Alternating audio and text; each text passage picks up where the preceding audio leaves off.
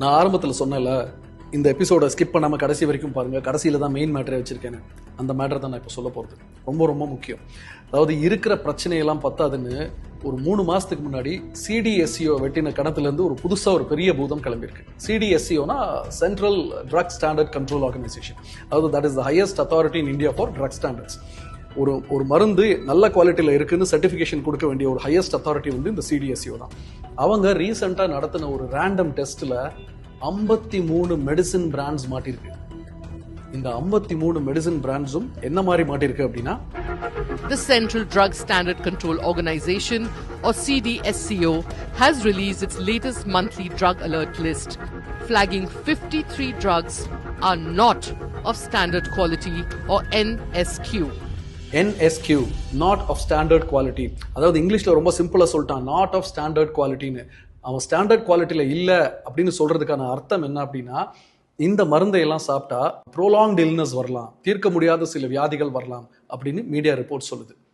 இந்த மெடிசின்ஸ்லாம் கண்டாமினேஷன்லேருந்து inconsistent API வரைக்கும் எக்கச்சக்கமான ப்ராப்ளம்ஸ் இருக்கு. இன்கன்சிஸ்டன்ட் ஏபிஐனா, அது ஏபிஐனா ஆக்டிவ் பார்மசூட்டிக்கல் இன்கிரீடியன்ஸ். ஒரு மருந்தை தயாரிக்கிறதுக்கு தேவைப்படுற முக்கியமான இன்கிரீடியன்ஸ். அந்த இன்கிரீடியன்ஸ் இன்கன்சிஸ்டண்டா இருக்கு. ஒரு சில மருந்துகளில் கூட இருக்கு, ஒரு சில மருந்துகளில் கம்மியா இருக்கு. இந்த 53 மெடிசின்ஸ்ல இந்த இன்கிரீடியன்ஸ் கம்மியா இருந்துச்சுன்னா மருந்து வேலை செய்யாது. இன்கிரீடியன்ஸ் அதிகமா இருந்துச்சுன்னா நாமளே வேலை செய்ய முடியாது, ஜோலி முடிஞ்சு போயிடும். அவ்வளவு டேஞ்சரஸான 53 மெடிசின்ஸ் தான் ரேண்டம் டெஸ்ட்ல சிடிஎஸ்சிஓ கண்டுபிடிச்சிருக்காங்க. இந்த மருந்துகள்லாம் மார்க்கெட்ல சர்க்குலேஷன்ல இருக்கு. That's the most important point. If I'm consuming vitamin D or a paracetamol, then how do I know? Because Monter LC is for allergies, I take it regularly. How do I know if my drug is of the right standard, that it's not spurious or of substandard? There is no way absolutely a consumer can know whether the drug is counterfeit or not, and neither the doctor can know. கேட்டிங்களா? கடையில் போய் ஒரு மருந்தை வாங்கினா அது சரியான மருந்தா தப்பான மருந்தான்னு நம்மளால இல்லை, ஒரு டாக்டரால கூட கண்டுபிடிக்க முடியாதுன்னு ஒரு டாக்டரே சொல்றாரு.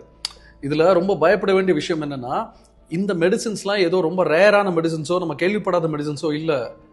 ரொம்ப ரொம்ப காமன் ப்ராப்ளம்ஸ்க்காக நீங்களும் நானும் தினம் சாப்பிட்டுக்கிட்டு இருக்கிற ரொம்ப சாதாரணமான ரொம்ப காமனான மெடிசின்ஸ் இது எல்லாமே. என்னென்ன மருந்தெல்லாம் மாட்டிருக்குன்னு பாருங்க. Calcium and vitamin D3 tablets IP, shell cal 500 normal calcium and vitamin டெஃபிஷியன்சிக்கு கொடுக்குறது. ஆல்மோஸ்ட் எல்லாருமே சாப்பிட்டுருப்போம்னு நினைக்கிறேன். Amoxicillin and potassium clavulanate tablets, Moxclav 625 அதாவது சில காமன் பாக்டீரியல் இன்ஃபெக்ஷன்ஸ்க்கு கொடுக்கறது. டெல்மி சாட்டன் ஹை பிபிக்கு கொடுக்குற மருந்து. எத்தனை பெரியவங்க இதை சாப்பிட்டாங்களோ தெரியாது. Vitamin B complex with vitamin C soft gels. பேசிக்கா இதை சாப்பிடாதவங்களே இருக்க முடியாது. Pantoprazole gastro resistant and domperidone prolong release capsules. அது ரொம்ப சிம்பிளா சொல்லணும்னா பான்டி. இந்த எப்பெல்லாம் நீங்க ஆன்டிபயோட்டிக் சாப்பிட்றீங்களோ அப்போ டாக்டர் சொல்லுவாங்க, காலையில் அதுக்கு முன்னாடி ஒரு பான்டி ஒன்று போட்டுக்கோங்க அசிடிட்டிக்கு அப்படின்னு சொல்லுவாங்க. ஸோ ஆன்டிபயோட்டிக் சாப்பிட்டவங்க யாருமே பான்டி சாப்பிடாம இருந்திருக்க முடியாது, அவ்வளோ காமன். மான்டேர் எல்சி கிட், இது குழந்தைங்களுக்கு கொடுக்கறது. இதை கூட விட்டு வைக்கலாம் அவங்க. லாக்ஸ்நாம் சொல்யூஷன் கான்ஸ்டிபேஷனுக்கு கொடுக்கறது. பஃப்லாம் forte suspension, ibuprofen and paracetamol oral suspension. அதாவது பிறந்த பேபிஸ்க்கும் சின்ன குழந்தைங்களுக்கும் கொடுக்கறது. எங்கெல்லாம் விளையாடி இருக்கானுங்க பார்த்தீங்களா?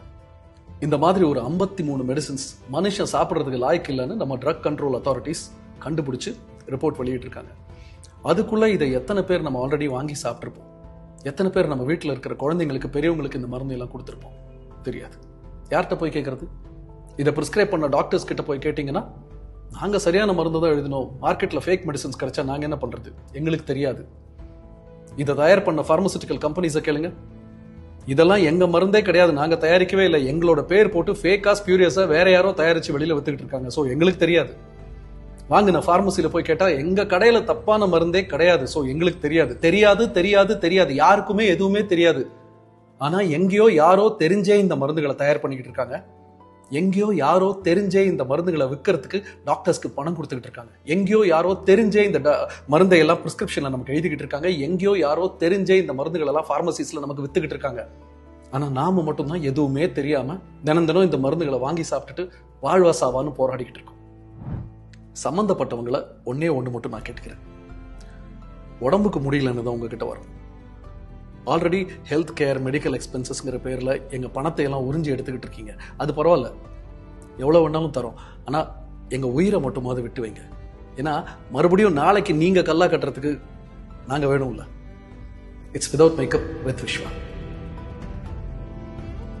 இப்படியாக என்எம்சிக்கும் ஐஎம்ஏக்கும் நடந்த இந்த பிரச்சனை ஒரு சரியான முடிவுக்கு வராமல் என்எம்சி ஜெனரிக் மெடிசன்ஸ் தான் எழுதணும்னு சொல்லி ஐஎம்ஏக்கு கொடுத்த ப்ரப்போசலை தற்காலிகமாக ஹோல்டில் போட்டுட்டாங்க. ஸோ இது இந்தியன் மெடிக்கல் அசோசியேஷனுக்கு கிடைச்ச ஒரு தற்காலிக வெற்றின்னு கூட சொல்லலாம்.